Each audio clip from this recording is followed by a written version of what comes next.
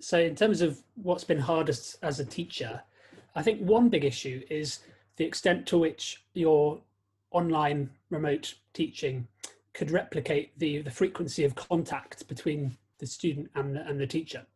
Because it might well have been in many schools, as indeed my previous school, that you couldn't quite fully have the same number of contacts throughout the week. By that, I mean, in a year 7 lesson, you might, for example, have had, before lockdown, 2 lessons a week with a homework.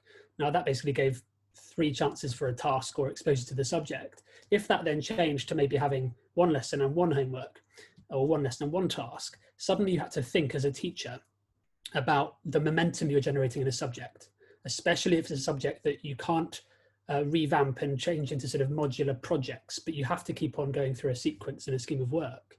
So you've had to build in little chances for, say, retrieval practice at the start of a lesson, which you wouldn't necessarily have had to do in the classroom, because you'd have had a bit more frequency of contact, and therefore you'd have had essentially less time to lose momentum. So that was one major issue. So having to generate, I suppose, artificially the sort of momentum that you would normally have in a classroom environment. And I think another massive challenge, which was really interesting pedagogically, but also quite frustrating at times, was when you're delivering things which need to be done independently or standalone, say a video that's going to be sort of consumed by students without a live element.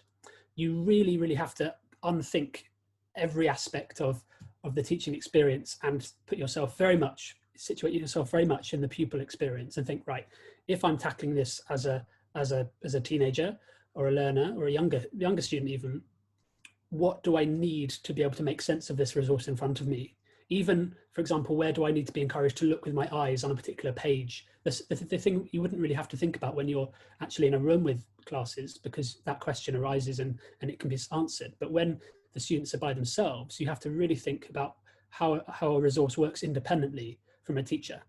And often the same resource can be repurposed to work independently, but it's delivering that sort of padding of instructions and help throughout the way. And that was often very mentally time consuming and also mentally exhausting, I think, at times for a teacher, to really have to rethink what you're delivering.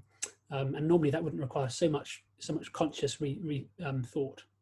So they were 2 big challenges: momentum and I guess rethinking the experience from the sort of independent learner perspective.